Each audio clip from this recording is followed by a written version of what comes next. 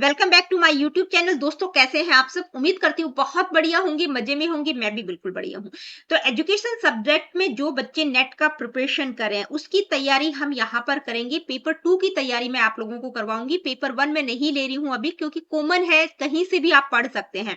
लेकिन पेपर 2 क्या होता है, सब्जेक्ट स्पेसिफिक होता है। ठीक है, तो एजुकेशन में जो बच्चे नेट का प्रिपरेशन कर रहे हैं उन बच्चों के लिए सीरीज है। इंट्रोडक्शन क्लास मैं ऑलरेडी बना चुकी हूँ, वो आप जरूर जाके देख लीजिएगा कि क्या कुछ रहेगा, सिलेबस क्या है, सब कुछ मैंने वहां पर इंक्लूड किया है। ठीक है, तो पहली यूनिट है आपकी एजुकेशनल स्टडीज। आप एजुकेशनल स्टडीज, ये पूरी की पूरी यूनिट है। यहाँ पर भी आप सिलेबस देख सकते हैं। इस यूनिट को मैंने ब्रेक डाउन कर दिया है ताकि आपको समझ आ जाए। ठीक है, पहला टॉपिक क्या था, contribution of Indian schools of philosophy. उसमें हम क्या क्या पढ़ेंगे, एजुकेशन क्या है, philosophy, Indian schools of philosophy आ जाएंगे। उसके बाद है contribution of western schools of philosophy, जिसमें आपके ये 6 रहेंगे। वेस्टर्न स्कूल्स ऑफ थॉट में कौन कौन से, idealism, realism, naturalism, pragmatism, Marxism और एग्जिस्टेंशियलिज्म।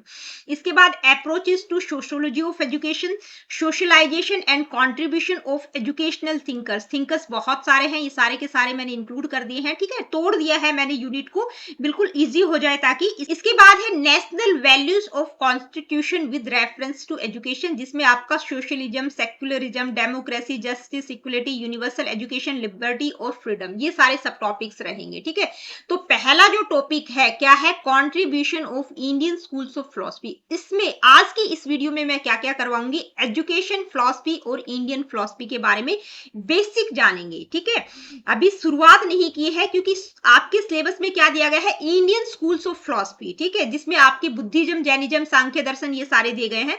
तो आज की इस वीडियो में जो पहला टॉपिक था उसको भी मैंने ब्रेक डाउन कर दिया है कि एजुकेशन, फिलॉसफी और इंडियन फिलॉसफी। इसमें हम क्या क्या पढ़ेंगे, एजुकेशन में हम क्या समझेंगे भाई, डेफिनेशंस क्या है, nature of education, scope of education. अब एजुकेशन की अगर मैं बात करूं तो मैंने डिटेल वीडियोस बना रखी हैं। DSSB-PRT की जो मैंने सीरीज स्टार्ट की थी, तो उसकी प्लेलिस्ट में DSSB-PRT की अलग से प्लेलिस्ट मिल जाएगी। वहां पर ये एजुकेशन के बारे में आप डिटेल में समझ सकते हैं कि भाई एजुकेशन क्या है, उसकी डेफिनेशंस, नेचर, स्कोप, करैक्टरिस्टिक्स, उसकी मतलब कितने तरह की एजुकेशन होती है, बिल्कुल डिटेल वीडियो वहां पर मिल जाएगी। यहाँ पर मैंने इंट्रोडक्शन के तौर पर फिर भी इंक्लूड कर दिया है। इसके बाद बात करेंगे फिलॉसफी की। तो फिलॉसफी होती क्या है, ब्रांचेज कौन कौन सी है, फिलॉसफी ऑफ एजुकेशन यानी कि एजुकेशनल फिलॉसफी क्या होती है, फिलॉसफी और एजुकेशन में क्या रिलेशनशिप है। इसके बाद बात करेंगे इंडियन फिलॉसफी की, कहां से इंडियन फिलॉसफी की शुरुआत हुई, करैक्टरिस्टिक्स क्या क्या है, classification of Indian schools of philosophy. तो ये सारे के सारे सब टॉपिक्स आज की वीडियो में करेंगे। यानी कि जो मेन टॉपिक था इंडियन स्कूल्स ऑफ फिलॉसफी, जो कि आपकी मतलब जो पहली यूनिट है उसमें 5 दे रखे हैं इंडियन स्कूल्स ऑफ फिलॉसफी, तो वो शुरुआत मैंने नहीं की है। सिर्फ मतलब एक शुरू में आपको पता होना चाहिए कि भाई हम इंडियन फिलॉसफी के बारे में जान रहे हैं, तो सबसे पहले उसके बारे में, फिलॉसफी होती क्या है, इंडियन स्कूल्स ऑफ फिलॉसफी क्या है, किस तरह से उनको डिवाइड किया गया, उन सारी चीजों के बारे में जानेंगे। ठीक है, तो सबसे पहले शुरुआत करते हैं एजुकेशन से। तो एजुकेशन क्या होती है, तो मेनली बात करेंगे डेफिनेशंस की। भाई इसका एटोमोलॉजिकल मीनिंग क्या होता है, कि शिक्षा क्या है, शिक्षा का शाब्दिक अर्थ क्या है। हालांकि बहुत बार मैं आप लोगों को ये करवा चुकी हूँ, शॉर्ट और किस टॉपिक्स में भी मैंने ये वीडियो करवाया है, और बड़ी वीडियो जो मैंने बनाई है, मैराथन वीडियो बनाई है, वहां पर भी आप देखेंगे, तो वहां पर जरूर देख लीजिएगा, क्योंकि यहाँ पर बहुत ज्यादा डिटेल में नहीं जाएंगे एजुकेशन के बारे में। अब एटोमोलॉजिकल कॉन्सेप्ट की अगर हम बात करें, यानी कि शिक्षा का शाब्दिक दृष्टिकोण क्या है, तो क्या है, यानी कि ये जो शब्द है एजुकेशन, ये कहां से डेराइव हुआ है, कौन सी भाषा का शब्द है, तो कौन सी भाषा का शब्द है, लैटिन भाषा का शब्द है। इसके लिए 3 शब्दों का प्रयोग किया जाता है, एडुकेयर, एडुशियर और एडुकेटम। कई बार यहीं से क्वेश्चन बन जाता है कि आपको ऑप्शन में 4 ऑप्शन दे देंगे कि एडुकेयर, एडुशियर, एडुकेटम, और एक और दे देंगे कि कौन सा शब्द एजुकेशन के लिए यूज नहीं किया जाता। तो जो तीनों के अलावा कोई भी शब्द होगा वो आप टिक कर सकते हैं। कई बार इनका मीनिंग पूछ लिया जाता है कि भाई ये जो एडुकेयर है इसका मतलब क्या है, अलग अलग ऑप्शंस डाल देंगे, उनमें से आपको पता होगा तो आप सही को करेक्ट कर पाएंगे। तो एडुकेयर का मतलब क्या है, टू ब्रिंग अप और टू नरिश, यानी कि ब्रिंग अप करना, नरिश करना, ठीक है, पालन पोषण करना। एडुशियर का मतलब है टू ब्रिंग फोर्थ और टू ड्रैग आउट, मतलब बाहर निकालना, टू ड्रैग आउट का मतलब बाहर निकालना। एडुकेटम क्या है, ये भी लैटिन वर्ड है। ये 2 कंपोनेंट का कॉम्बिनेशन है। 2 कंपोनेंट कौन कौन से, एक है ई और दूसरा है ड्यूको। ई का मतलब है आउट ऑफ या फ्रॉम इनसाइड यानी कि अंदर से, और ड्यूको का मतलब है टू लीड आउट मतलब बाहर की तरफ धकेलना, अंदर से बाहर की तरफ धकेलना। इसका मतलब क्या है, यानी कि जो एजुकेटम है इस शब्द का मतलब क्या है, to lead out of what is there inside the mind and soul of the child, यानी कि बच्चे के दिल दिमाग आत्मा में जो कुछ है, यानी कि बच्चे के अंदर जो आंतरिक प्रवृत्तियां हैं, जन्मजात प्रवृत्तियां हैं, उनको बाहर की तरफ धकेलना, उनको बाहर की तरफ विकसित करना। तो एजुकेशन का एटोमोलॉजिकल मीनिंग क्या रहेगा, आई होप आप लोगों को समझ आ गया होगा कौन सी भाषा का शब्द है, कौन कौन से शब्दों का प्रयोग किया जाता है एजुकेशन शब्द के लिए। तो एडुकेट, एडुशियर और एडुकेटम तीनों शब्दों का प्रयोग किया जाता है। आगे बढ़ते हैं, कुछ डेफिनेशन यहाँ पर मैंने इंक्लूड कर दी है। क्यों इंक्लूड किए हैं, क्योंकि कई बार पेपर में डेफिनेशन ही दे दी जाती है, जो फेमस डेफिनेशन होती है ना, तो वो आपसे पूछ ली जाती है कि ये जो डेफिनेशन है किसके द्वारा दी गई है, ठीक है। तो गांधी जी क्या कहते हैं, bye education I mean all round drawing out of the best in child man body mind and spirit, यानी कि बच्चे के दिल दिमाग आत्मा में जो कुछ भी बेस्ट है उसको ड्रॉ आउट करना, उसको बाहर निकालना ही एजुकेशन है। कहने का मतलब है कि भाई बच्चे की जो जन्मजात प्रवृत्तियां होती है उनको विकसित करना, उनको डेवलप करना। दूसरी डेफिनेशन मैंने ली है पेस्टोलॉजी की, जो कि आपको मतलब जो बीएड के स्टूडेंट्स हैं वो इंक्लूड भी करते हैं, ठीक है, पेपर में डेफिनेशंस इंक्लूड करनी पड़ती हैं जो थ्योरेटिकल पेपर्स होते हैं आपके बीएड एमएड के। पेस्टोलॉजी क्या कहते हैं, education is the natural harmonious and progressive development of man's innate powers, यानी कि इनेट पावर्स का मतलब जो व्यक्ति, जो बच्चे की जन्मजात प्रवृत्तियां हैं उनका नेचुरल हार्मोनियस और प्रोग्रेसिव डेवलपमेंट ही एजुकेशन है। तीन शब्दों का प्रयोग किया है। नेचुरल डेवलपमेंट का मतलब है कि भाई जैसे बच्चा विकास कर रहा है, ठीक है, पहले उसकी कौन सी स्टेज होगी, इन्फेंसी स्टेज होती है, उसके बाद चाइल्डहुड आता है, एडल्टहुड आता है, एडल्सेंस, एडल्टहुड, ठीक है। तो जैसे जैसे बच्चा ग्रो कर रहा है मतलब नेचुरल तरीके से बच्चे का विकास हो रहा है। हार्मोनियस का मतलब सामंजस्यपूर्ण, बच्चे की सिर्फ physical development, sorry cognitive development पर फोकस नहीं करना है, बल्कि उसका फिजिकल, इमोशनल, मेंटल, सोशल मतलब हर एस्पेक्ट पर फोकस करना है। प्रोग्रेसिव डेवलपमेंट का मतलब है कि भाई बच्चे के अंदर जो कुछ भी है उसको आगे की तरफ बढ़ाना है ताकि वो आगे तरक्की करे, प्रोग्रेस करे। नेक्स्ट डेफिनेशन है स्वामी विवेकानंद की, मैंने इंक्लूड की है। ये डेफिनेशन मैं इसलिए इंक्लूड करती हूँ क्योंकि जब मैंने नेट क्वालिफाई किया था तो उस टाइम पर ये डेफिनेशन मेरे को पेपर में देखने को मिली थी, ठीक है, तो मैं इंक्लूड कर देती हूँ ज्यादातर। Education is the manifestation of divine perfection already existing in man, यानी कि बच्चा क्या है, पहले से ही पूर्ण है, ठीक है, परफेक्शन उसके अंदर ऑलरेडी एग्जिस्ट करता है, उसको मैनिफेस्टेशन, उसको बाहर निकालना है, ठीक है, उसकी पूर्णता को विकसित करना ही एजुकेशन है। तो ये कुछ डेफिनेशंस यहाँ पर मैंने इंक्लूड कर दी हैं। आगे बढ़ते हैं, अब हम बात करेंगे nature and characteristics of education. देखिए नेचर और करैक्टरिस्टिक्स की मैं बात करूं तो यहाँ पर मैं आप लोगों को बताना चाहूंगी कि एजुकेशन को मैंने यहाँ पर बहुत ज्यादा डिटेल में नहीं लिया है। क्यों नहीं लिया है, क्योंकि ऑलरेडी मैं वीडियोस बना चुकी हूँ। तो जो DSSB-PRT की प्लेलिस्ट है वहां पर आपको पहला ही टॉपिक मिल जाएगा, बिल्कुल डिटेल में मिलेगा, तो वहां से एजुकेशन का कॉन्सेप्ट वहां से आपको क्लियर होगा, ठीक है। यहाँ पर बहुत ज्यादा डिटेल में इसलिए नहीं लेकर आई हूँ क्योंकि मैंने अपने चैनल पर बहुत बार एजुकेशन के बारे में वीडियोस बनाई हुई है, एजुकेशन टॉपिक पर बहुत सारी वीडियोस बनाई हुई हैं, इसलिए मैं नहीं लेकर आई हूँ। तो जो मैराथन वीडियोस की प्लेलिस्ट होगी वहां पर आप जाके देखिएगा, वहां पर आपको ये टॉपिक एजुकेशन के बारे में डिटेल में मिल जाएगा। नेचर ऑफ एजुकेशन या करैक्टरिस्टिक्स ऑफ एजुकेशन हम कह सकते हैं, क्या क्या एजुकेशन की विशेषताएं क्या क्या होंगी। भाई एजुकेशन क्या होती है, पर्पसिव होती है। अब पर्पसिव क्यों होती है, एजुकेशन क्यों होती है, क्योंकि कोई ना कोई पर्पस होता है। भाई कोई भी व्यक्ति कोई काम करता है उसका कोई ना कोई गोल होता है, कोई स्पेसिफिक ऑब्जेक्टिव होता है, ठीक है, तभी तो हम कोई काम करते हैं। हम स्कूल में जा रहे हैं, फॉर्मल एजुकेशन ले रहे हैं ताकि हम बड़े होकर कुछ कामयाब बन सके, ठीक है। तो बच्चे स्कूल क्यों जाते हैं, कि उसका कोई ना कोई पर्पस होता है, ठीक है। तो एजुकेशन क्या है, पर्पसिव होती है। नेक्स्ट है प्लान्ड। एजुकेशन क्या होती है, प्लान्ड होती है, सिस्टमेटिक होती है, स्ट्रक्चर्ड होती है, संरचनाबद्ध होती है, ठीक है, फॉर्मल सेटिंग्स में की जाती है। जब स्कूल एजुकेशन, फॉर्मल एजुकेशन की जब हम बात करते हैं तो पूरी की पूरी स्ट्रक्चर्ड होती है, प्लानिंग के साथ की जाती है, सिस्टमेटिक होती है, जो भी इंटेंडेड आउटकम्स होते हैं उनको अचीव करने के लिए उसको पूरा ऑर्गेनाइज किया जाता है। फॉर्मल एजुकेशन की यहाँ पर हम बात कर रहे हैं, ठीक है। नेक्स्ट है लाइफ लॉन्ग है। भाई एजुकेशन लाइफ लॉन्ग है, केवल सिर्फ स्कूल कॉलेज तक ही सीमित नहीं होती। बच्चा, कोई भी व्यक्ति जो है स्कूल कॉलेज के बाद भी कुछ ना कुछ सीखता रहता है, तो वो क्या है, लाइफ लॉन्ग है, कॉन्टिन्यूस प्रोसेस है। नेक्स्ट है concern with overall development, overall development से कंसर्न रखती है। Education is concern with overall development focusing on physical, mental, aesthetic, cultural, ethical, intellectual, social, spiritual, vocational development.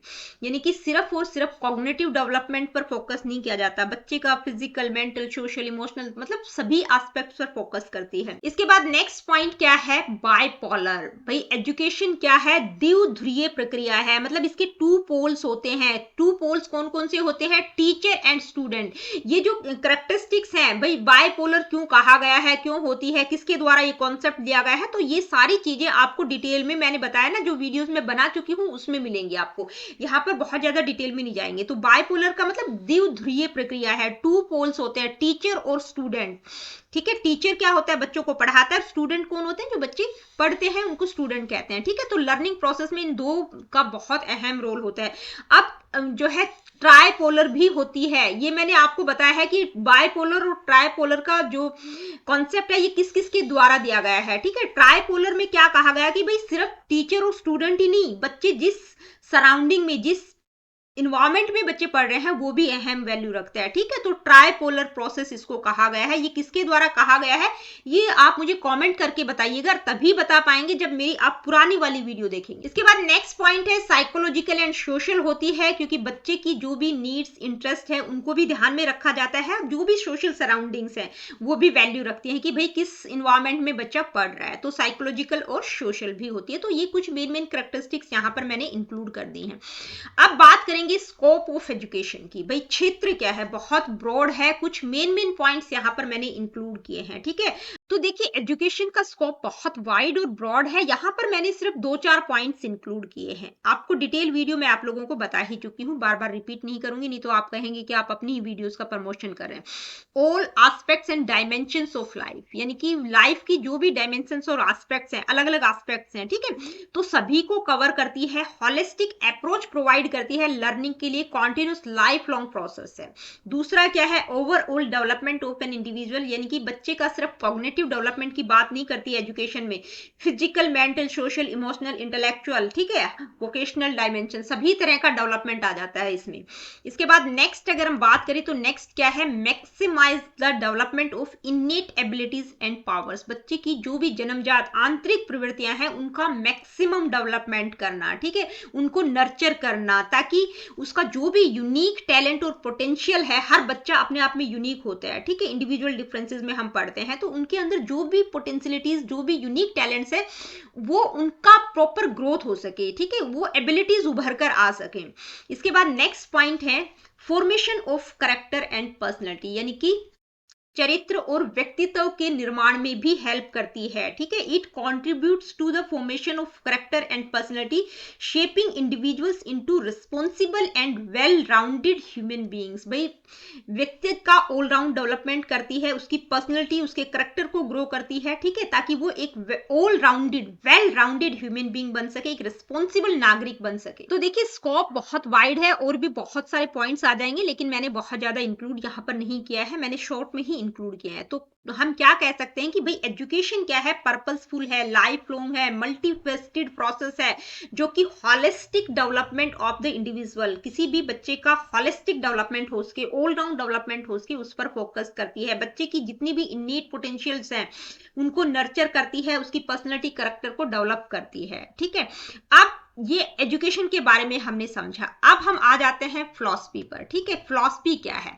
तो यहां से सबसे पहले एटोमोलॉजिकल मीनिंग की ही बात करेंगे कि भाई ये जो फिलॉसफी शब्द है ये कहां से डेराइव्ड हुआ है। तो एटोमोलॉजिकल मीनिंग की अगर हम बात करें तो ये जो फिलॉसफी शब्द है ये ग्रीक भाषा का शब्द है। एजुकेशन कौन सी भाषा का शब्द था, लैटिन भाषा का शब्द था। ये छोटी छोटी चीजें आपको ध्यान में रखनी है। ठीक है, ग्रीक भाषा का शब्द है, दो शब्दों के मेल से बना है। कौन कौन से दो शब्द, फिलो और सोफिया। फिलो का मतलब क्या होता है, लव, और सोफिया का मतलब होता है विजडम। तो फिलॉसफी का एसेंशियल मीनिंग क्या हुआ, लव ऑफ विजडम, यानी कि ज्ञान से प्रेम। तो शाब्दिक मतलब क्या है फिलॉसफी का, लव ऑफ विजडम। दो शब्दों के मेल से बना है फिलो और सोफिया। फिलो का मतलब होता है लव और सोफिया का मतलब होता है विजडम, लव ऑफ विजडम। ठीक है, अब यहाँ पर बात कर लेते हैं कि फिलॉसफी होती क्या है। ठीक है, फिलॉसफी क्या है? Is the organised in depth study of fundamental questions about life and reality. ठीक है भाई, लाइफ के बारे में, रियलिटी के बारे में जो फंडामेंटल क्वेश्चंस होते हैं उनको स्टडी किया जाता है डेप्थ में। ठीक है, जैसे फिलोसफर्स किस तरह के क्वेश्चंस पूछते हैं, जैसे what does it mean to exist, existence से रिलेटेड। ठीक है, how do we know what's real और ट्रू, नॉलेज से रिलेटेड।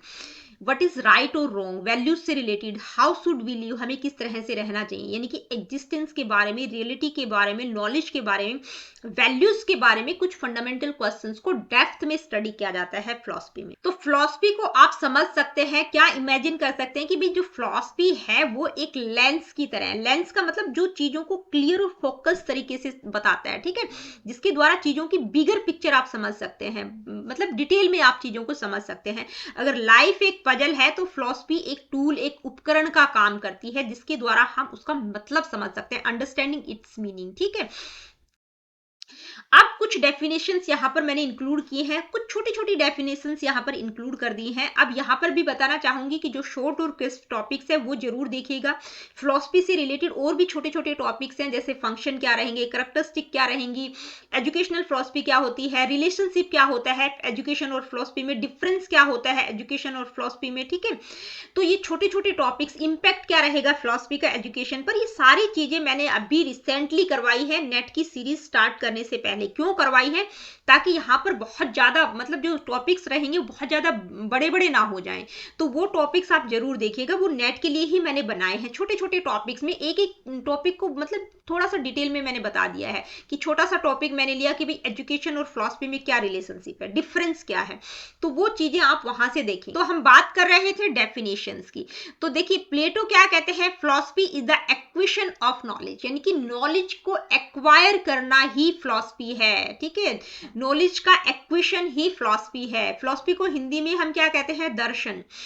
कॉम्टे क्या कहते हैं, philosophy is a science of science, यानी कि विज्ञानों का भी विज्ञान है फिलॉसफी, यानी कि साइंस से भी बियॉन्ड है, क्योंकि साइंस की जो ब्रांचेज है उनको भी सर्च किया जाता है कि भाई ये चीज कैसे क्यों एग्जिस्ट करती है। ठीक है, तो फिलॉसफी क्या है, साइंस से भी बियॉन्ड है। इम्यूनल कांट क्या कहते हैं, philosophy is the science and criticism of cognition. भाई विज्ञान भी है और कॉग्निशन को का क्रिटिसिज्म है, यानी कि चीजों को क्रिटिकली, लॉजिकल तरीके से समझने की कोशिश की जाती है, उनको क्रिटिकली एनालाइज किया जाता है चीजों को। इसके बाद बात करेंगे ब्रांचेज ऑफ फिलॉसफी। तो देखिए वैसे अगर हम बात करें तो 3 मेन ब्रांचेज होती है फिलॉसफी की, मेटाफिजिक्स, एपिस्टेमोलॉजी और एक्जियोलॉजी। ठीक है, यहाँ पर मैंने 7 इंक्लूड कर दी हैं, 1 बाय 1 मैं आप लोगों को बता देती हूँ। डिटेल में नहीं बताऊंगी क्योंकि ऑलरेडी मैं वीडियो बना चुकी हूँ। शॉर्ट और क्रिस्प टॉपिक्स में आपको मेन ब्रांचेज ऑफ फिलॉसफी के नाम से टॉपिक मिल जाएगा। ठीक है, पहली है मेटाफिजिक्स। मेटाफिजिक्स क्या करती है, nature of reality and existence से रिलेटेड है, क्या एग्जिस्ट करता है। ठीक है, इस तरह के फंडामेंटल क्वेश्चन नेचर से रिलेटेड, यानी कि जो रियलिटी है, एग्जिस्टेंस है, उससे रिलेटेड फंडामेंटल क्वेश्चंस को यहाँ पर एक्सप्लोर किया जाता है, किसमें, मेटाफिजिक्स में। इसके बाद नेक्स्ट है लॉजिक। ठीक है, focus on reasoning and argument structure, यानी कि रीजनिंग से रिलेटेड है, लॉजिक से रिलेटेड है। नेक्स्ट क्या है, epistemology, study of knowledge, knowledge की बात की गई है। ठीक है, examine the nature of knowledge and belief की नॉलेज है क्या, नॉलेज के सोर्सेज क्या है, लिमिट्स क्या है, हम जो कुछ जानते हैं हम वो कैसे जानते हैं।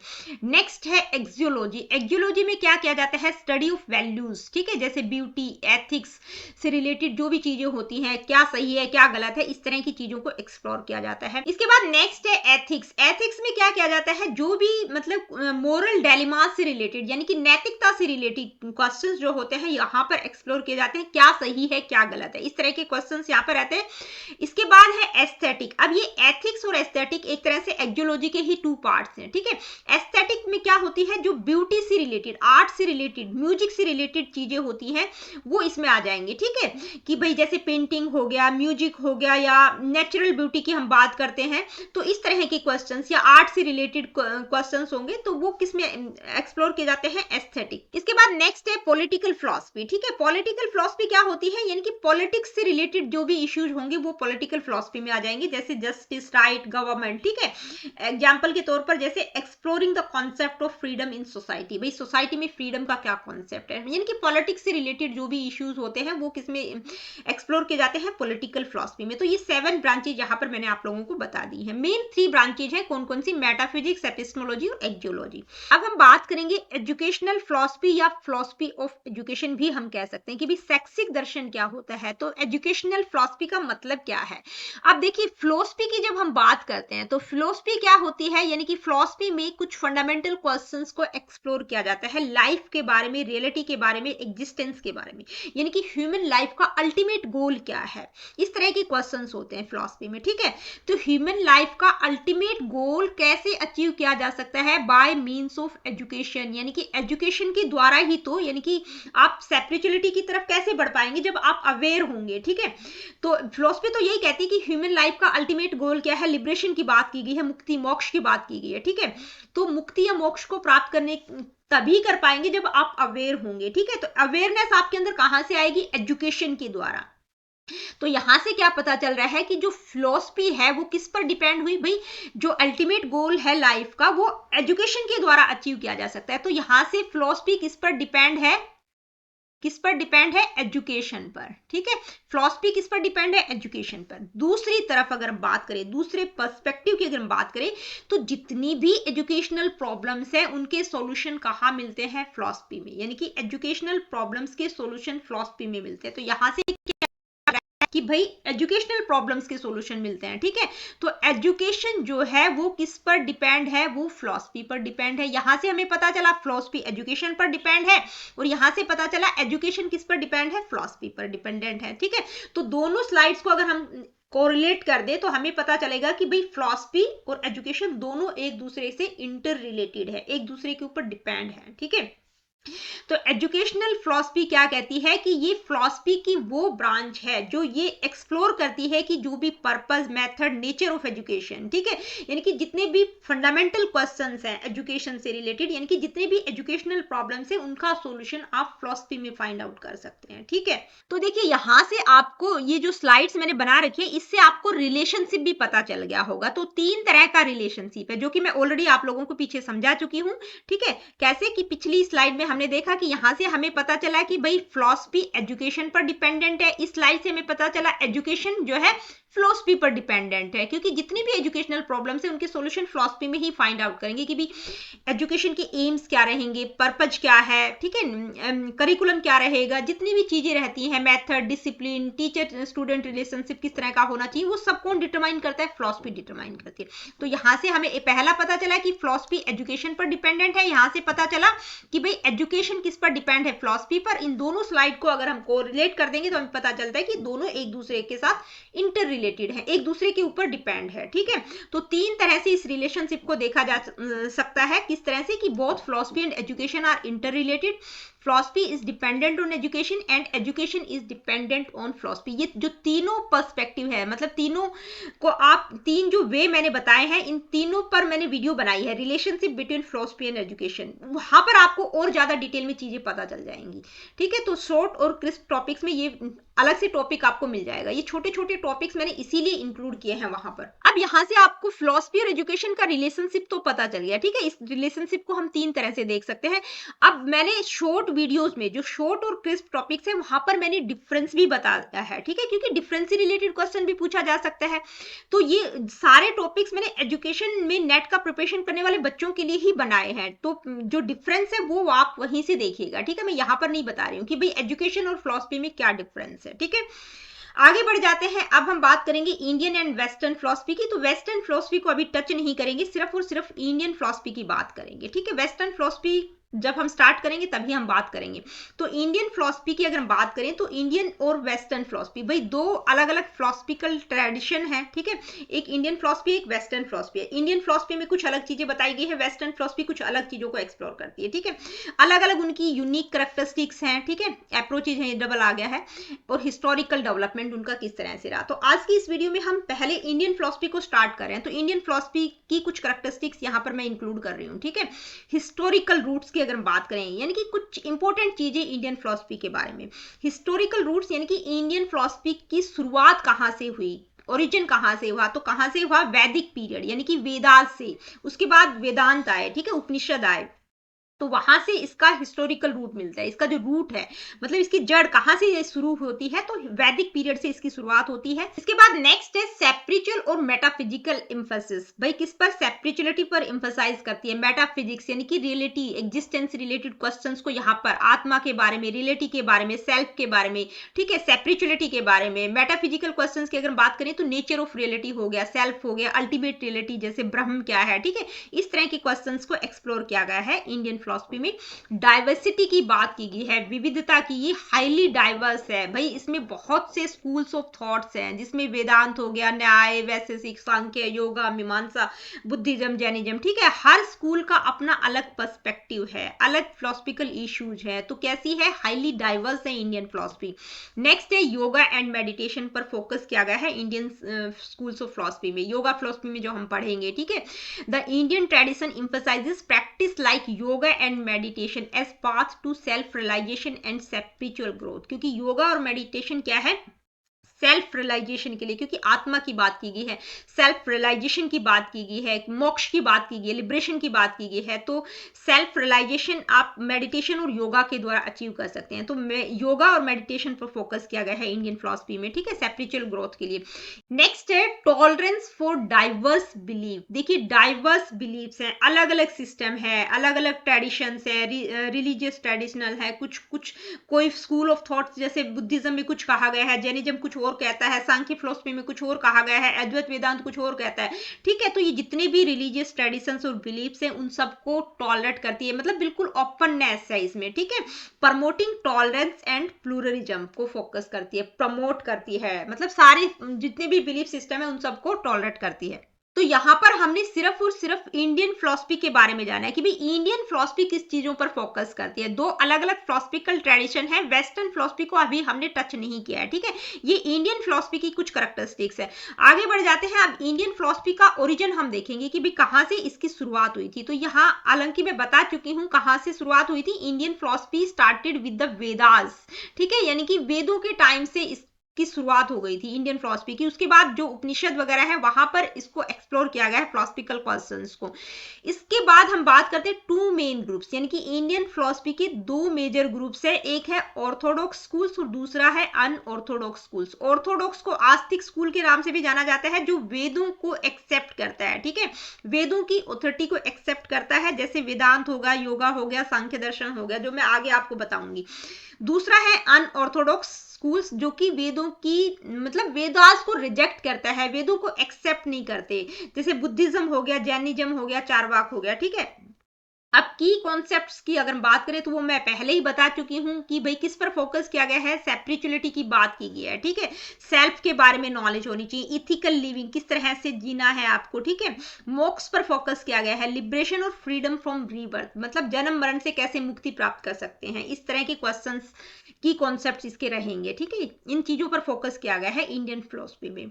इसके बाद हम बात करेंगे इंडियन स्कूल्स ऑफ फिलॉसफी, ठीक है, उसको किस तरह से क्लासिफाई किया गया है। तो दो मेजर ग्रुप्स हैं, कौन कौन सा, एक ऑर्थोडॉक्स और दूसरा अनऑर्थोडॉक्स, जो कि मैं अभी ओरिजिन के टाइम आप लोगों को बता चुकी हूँ। ऑर्थोडॉक्स सिस्टम क्या है, जो वेदों की सुप्रीमेसी पर फोकस करता है, वेदास को एक्सेप्ट करता है। अनऑर्थोडॉक्स क्या करता है, reject the authority of Vedas, वेदों को रिजेक्ट करता है। अब इनको इसमें कौन कौन से आ जाएंगे, जो ऑर्थोडॉक्स स्कूल्स है उसमें ये 6 स्कूल्स आ जाएंगे। कौन कौन से हैं ये आपको पता होना चाहिए, ठीक है। पहला है न्याय फिलॉसफी, जो महर्षि गौतम के द्वारा दी गई है। गौतम बुद्ध की बात नहीं करी हूं, महर्षि गौतम अलग थे, उनकी बात करी हूं। वैशेषिक फिलॉसफी महर्षि कनाद, ये कन्नड़ा नहीं है, हिंदी में आप देखें तो कनाद मुनि है ये, ठीक है। सांख्य फिलॉसफी महर्षि कपिल के द्वारा दी गई है। योगा पतंजलि के द्वारा। पूर्व मीमांसा जैमिनी, पूर्व मीमांसा, और वेदांत या इसको हम उत्तर मीमांसा भी कह सकते हैं, जो कि बादरायन है इसके प्रोपोनेंट, ठीक है। इनके प्रोपोनेंट कौन है ये आपको पता होना चाहिए, इस पर भी ऑलरेडी वीडियो बन चुका है, थोड़ा सा डिटेल में बना हुआ है, शॉर्ट और क्रिस्प टॉपिक्स में। अनऑर्थोडॉक्स स्कूल्स में 3 मेन रूप से आ जाएंगे, कौन कौन से, बुद्धिज्म, जैनिज्म और चारवाक। बुद्धिज्म के जो प्रोपोनेंट है वो कौन है, सिद्धार्थ गौतम, जिनको हम बुद्धा के नाम से जानते हैं। जैनिज्म के महावीर स्वामी है। और चारवाक के देखिए कहीं पर आपको बृहस्पति मिलेगा, मेनली बृहस्पति का ही भी नाम मिलेगा, कहीं पर हो सकता है चारवाक मुनि का भी नाम मिल जाए। ठीक है, तो ऑर्थोडॉक्स स्कूल में आपके 6 दे रखे हैं और अनऑर्थोडॉक्स में ये 3 मुख्य रूप से आ जाएंगे। तो अब यहाँ पर आपको पता चल गया होगा इंडियन स्कूल्स ऑफ फिलॉसफी को किस तरह से क्लासिफाई किया गया है। अब आपका क्लासिफिकेशन जो दिया गया है वहां से आपका मेन यूनिट शुरू होगा, जो कि हम कल करेंगे, सांख्य फिलॉसफी। देखिए, आपका जो ऑर्थोडॉक्स स्कूल्स हैं इंडियन फिलॉसफी के, उसमें से आपके 3 हैं ऑर्थोडॉक्स स्कूल्स में से, सांख्य, योगा और वेदांत, ये 3 फिलॉसफी हैं। और अनऑर्थोडॉक्स में कौन कौन सी है? बुद्धिज्म और जैनिज्म है। ठीक है, तो ये 5 फिलॉसफी है इंडियन स्कूल्स ऑफ फिलॉसफी में। आपकी पांचों को ही 1 बाय 1 डिटेल में करेंगे। तो सबसे पहले हम सांख्य दर्शन के बारे में जानेंगे, वहां से आपकी एक्चुअल में जो फर्स्ट यूनिट है उसकी शुरुआत होगी। ये आपको मैंने सिर्फ बेसिक बताया है अभी तक।